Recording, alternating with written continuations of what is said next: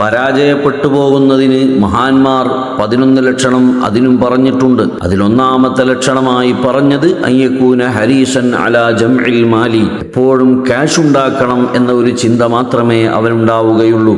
ഊണിലും ഉറക്കിലും എല്ലാ സമയത്തും ഈ ഒരു ചിന്ത മാത്രം. മഹാനായ മുത്തുനബി സല്ലല്ലാഹു അലൈഹി വസല്ലമ പറഞ്ഞു, ഇഅ്മൽ ലിദുനിയാക ബിഖദ്രി മഖാമിക ഫീഹാ വഅമൽ ലിആഖിറതിക ബിഖദ്രി ബഖാഇക ഫീഹാ.